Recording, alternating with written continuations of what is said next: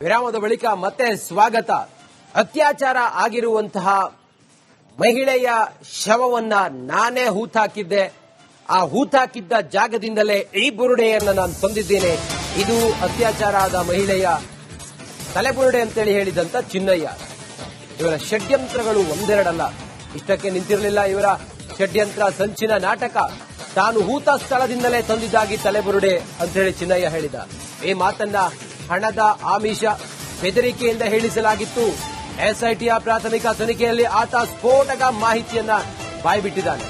ಸಂಗತಿ ಅವತ್ತಾಯ್ತಲ್ಲ, ಅದು ಹೇಳಿದ್ದು ಸುಳ್ಳದು. ನನ್ನನ್ನ ಹೆದರಿಸಿ ಬೆದರಿಸಿ ಹಣದ ಆಮಿಷಕ್ಕಾಗಿ ನಾನು ಹಿಂಗೆ ಹೇಳಿದೆ ಅಂತೇಳಿ ಆತ ಹೇಳಿರೋದು.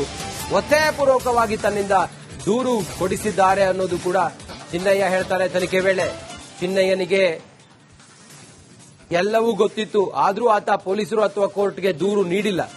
ಎಸ್ಐಟಿ ತನಿಖೆಯ ಪ್ರಾಥಮಿಕ ವರದಿಯಲ್ಲಿ ಈ ಬಗ್ಗೆ ಉಲ್ಲೇಖ ಆಗಿದೆ. ಚಿನ್ನಯ್ಯ ಏನೇನು ಸುಳ್ಳು ಹೇಳಿದ್ರು, ಚಿನ್ನಯ್ಯನಿಗೆ ಸುಳ್ಳು ಹೇಳೋದಕ್ಕೆ ಯಾರು ಹೇಳಿದ್ರು, ಚಿನ್ನಯ್ಯ ಯಾಕೆ ಹೀಗೆ ಮಾಡಿದ್ರು, ಇದೆಲ್ಲವೂ ಕೂಡ ತನಿಖೆ ವೇಳೆ. ವಿರಾಮದ ಬಳಿಕ ಮತ್ತೆ ಸ್ವಾಗತ. ಅತ್ಯಾಚಾರ ಆಗಿರುವಂತಹ ಮಹಿಳೆಯ ಶವವನ್ನ ನಾನೇ ಹೂತಾಕಿದ್ದೆ. ಆ ಹೂತಾಕಿದ್ದ ಜಾಗದಿಂದಲೇ ಈ ಬುರುಡೆಯನ್ನು ನಾನು ತಂದಿದ್ದೇನೆ. ಇದು ಅತ್ಯಾಚಾರ ಆದ ಮಹಿಳೆಯ ತಲೆಬುರುಡೆ ಅಂತೇಳಿ ಹೇಳಿದಂತ ಚಿನ್ನಯ್ಯ. ಇವರ ಷಡ್ಯಂತ್ರಗಳು ಒಂದೆರಡಲ್ಲ. ಇಷ್ಟಕ್ಕೆ ನಿಂತಿರಲಿಲ್ಲ ಇವರ ಷಡ್ಯಂತ್ರ ಸಂಚಿನ ನಾಟಕ. ತಾನು ಹೂತ ಸ್ಥಳದಿಂದಲೇ ತಂದಿದ್ದಾಗಿ ತಲೆಬುರುಡೆ ಅಂತೇಳಿ ಚಿನ್ನಯ್ಯ ಹೇಳಿದ. ಈ ಮಾತನ್ನ ಹಣದ ಆಮಿಷ ಬೆದರಿಕೆಯಿಂದ ಹೇಳಿಸಲಾಗಿತ್ತು. ಎಸ್ಐಟಿಯ ಪ್ರಾಥಮಿಕ ತನಿಖೆಯಲ್ಲಿ ಆತ ಸ್ಫೋಟಕ ಮಾಹಿತಿಯನ್ನ ಬಾಯ್ಬಿಟ್ಟಿದ್ದಾನೆ.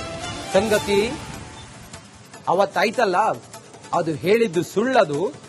ನನ್ನನ್ನ ಹೆದರಿಸಿ ಬೆದರಿಸಿ ಹಣದ ಆಮಿಷಕ್ಕಾಗಿ ನಾನು ಹಿಂಗೆ ಹೇಳಿದೆ ಅಂತೇಳಿ ಆತ ಹೇಳಿರೋದು. ಒತ್ತಾಯಪೂರ್ವಕವಾಗಿ ತನ್ನಿಂದ ದೂರು ಕೊಡಿಸಿದ್ದಾರೆ ಅನ್ನೋದು ಕೂಡ ಚಿನ್ನಯ್ಯ ಹೇಳ್ತಾರೆ. ತನಿಖೆ ವೇಳೆ ಚಿನ್ನಯ್ಯನಿಗೆ ಎಲ್ಲವೂ ಗೊತ್ತಿತ್ತು, ಆದರೂ ಆತ ಪೊಲೀಸರು ಅಥವಾ ಕೋರ್ಟ್ಗೆ ದೂರು ನೀಡಿಲ್ಲ. ಎಸ್ಐಟಿ ತನಿಖೆಯ ಪ್ರಾಥಮಿಕ ವರದಿಯಲ್ಲಿ ಈ ಬಗ್ಗೆ ಉಲ್ಲೇಖ ಆಗಿದೆ.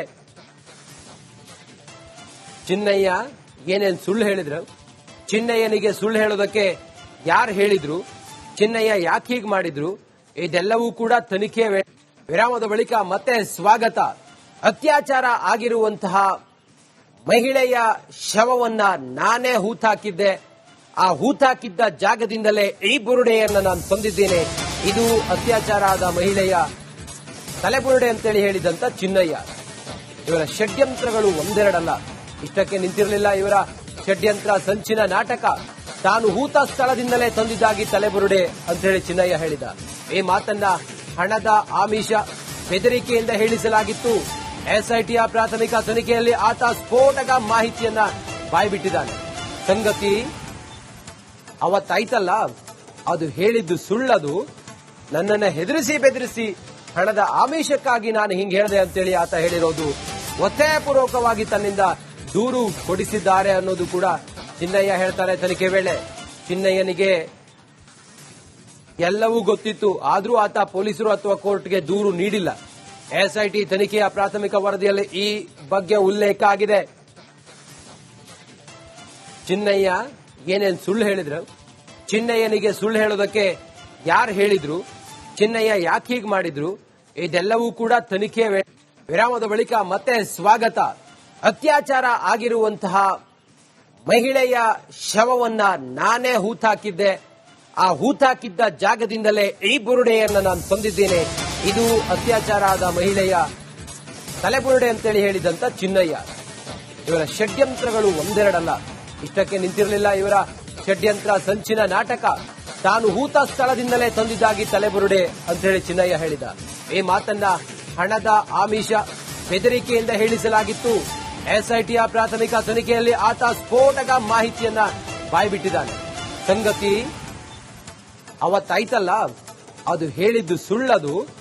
ನನ್ನನ್ನ ಹೆದರಿಸಿ ಬೆದರಿಸಿ ಹಣದ ಆಮಿಷಕ್ಕಾಗಿ ನಾನು ಹಿಂಗೆ ಹೇಳಿದೆ ಅಂತೇಳಿ ಆತ ಹೇಳಿರೋದು.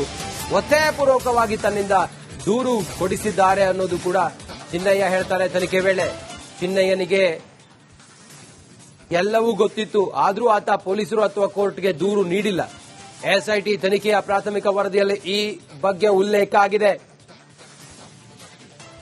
ಚಿನ್ನಯ್ಯ ಏನೇನು ಸುಳ್ಳು ಹೇಳಿದ್ರು, ಚಿನ್ನಯ್ಯನಿಗೆ ಸುಳ್ಳು ಹೇಳೋದಕ್ಕೆ ಯಾರು ಹೇಳಿದ್ರು, ಚಿನ್ನಯ್ಯ ಯಾಕೆ ಹೀಗೆ ಮಾಡಿದ್ರು, ಇದೆಲ್ಲವೂ ಕೂಡ ತನಿಖೆ ವಿರಾಮದ ಬಳಿಕ ಮತ್ತೆ ಸ್ವಾಗತ.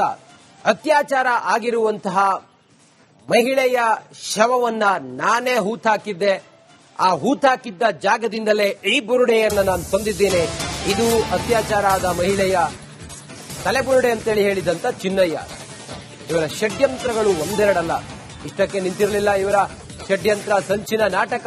ತಾನು ಹೂತ ಸ್ಥಳದಿಂದಲೇ ತಂದಿದ್ದಾಗಿ ತಲೆಬುರುಡೆ ಅಂತೇಳಿ ಚಿನ್ನಯ್ಯ ಹೇಳಿದ. ಈ ಮಾತನ್ನ ಹಣದ ಆಮಿಷ, ಬೆದರಿಕೆಯಿಂದ ಹೇಳಿಸಲಾಗಿತ್ತು. ಎಸ್ಐಟಿಯ ಪ್ರಾಥಮಿಕ ತನಿಖೆಯಲ್ಲಿ ಆತ ಸ್ಫೋಟಕ ಮಾಹಿತಿಯನ್ನ ಬಾಯ್ಬಿಟ್ಟಿದ್ದಾನೆ. ಸಂಗತಿ ಅವತ್ತಾಯ್ತಲ್ಲ, ಅದು ಹೇಳಿದ್ದು ಸುಳ್ಳದು. ನನ್ನನ್ನ ಹೆದರಿಸಿ ಬೆದರಿಸಿ ಹಣದ ಆಮಿಷಕ್ಕಾಗಿ ನಾನು ಹಿಂಗೆ ಹೇಳಿದೆ ಅಂತೇಳಿ ಆತ ಹೇಳಿರೋದು.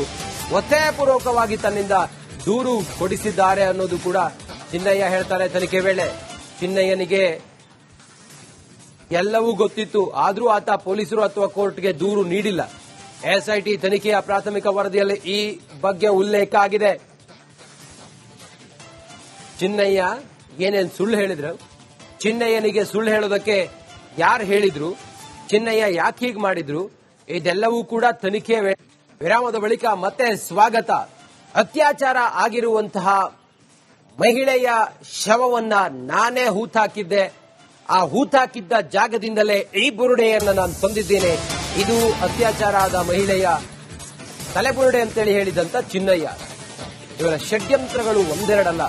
ಇಷ್ಟಕ್ಕೆ ನಿಂತಿರಲಿಲ್ಲ ಇವರ ಷಡ್ಯಂತ್ರ ಸಂಚಿನ ನಾಟಕ. ತಾನು ಹೂತ ಸ್ಥಳದಿಂದಲೇ ತಂದಿದ್ದಾಗಿ ತಲೆಬುರುಡೆ ಅಂತೇಳಿ ಚಿನ್ನಯ್ಯ ಹೇಳಿದ. ಈ ಮಾತನ್ನ ಹಣದ ಆಮಿಷ, ಬೆದರಿಕೆಯಿಂದ ಹೇಳಿಸಲಾಗಿತ್ತು. ಎಸ್ಐಟಿಯ ಪ್ರಾಥಮಿಕ ತನಿಖೆಯಲ್ಲಿ ಆತ ಸ್ಫೋಟಕ ಮಾಹಿತಿಯನ್ನ ಬಾಯ್ಬಿಟ್ಟಿದ್ದಾನೆ. ಸಂಗತಿ ಅವತ್ತಾಯ್ತಲ್ಲ, ಅದು ಹೇಳಿದ್ದು ಸುಳ್ಳದು. ನನ್ನನ್ನ ಹೆದರಿಸಿ ಬೆದರಿಸಿ ಹಣದ ಆಮಿಷಕ್ಕಾಗಿ ನಾನು ಹಿಂಗೆ ಹೇಳಿದೆ ಅಂತೇಳಿ ಆತ ಹೇಳಿರೋದು. ಒತ್ತಾಯಪೂರ್ವಕವಾಗಿ ತನ್ನಿಂದ ದೂರು ಕೊಡಿಸಿದ್ದಾರೆ ಅನ್ನೋದು ಕೂಡ ಚಿನ್ನಯ್ಯ ಹೇಳ್ತಾರೆ. ತನಿಖೆ ವೇಳೆ ಚಿನ್ನಯ್ಯನಿಗೆ ಎಲ್ಲವೂ ಗೊತ್ತಿತ್ತು, ಆದರೂ ಆತ ಪೊಲೀಸರು ಅಥವಾ ಕೋರ್ಟ್ಗೆ ದೂರು ನೀಡಿಲ್ಲ. ಎಸ್ಐಟಿ ತನಿಖೆಯ ಪ್ರಾಥಮಿಕ ವರದಿಯಲ್ಲಿ ಈ ಬಗ್ಗೆ ಉಲ್ಲೇಖ ಆಗಿದೆ. ಚಿನ್ನಯ್ಯ ಏನೇನು ಸುಳ್ಳು ಹೇಳಿದ್ರು, ಚಿನ್ನಯ್ಯನಿಗೆ ಸುಳ್ಳು ಹೇಳೋದಕ್ಕೆ ಯಾರು ಹೇಳಿದ್ರು, ಚಿನ್ನಯ್ಯ ಯಾಕೆ ಹೀಗೆ ಮಾಡಿದ್ರು, ಇದೆಲ್ಲವೂ ಕೂಡ ತನಿಖೆ ವಿರಾಮದ ಬಳಿಕ ಮತ್ತೆ ಸ್ವಾಗತ.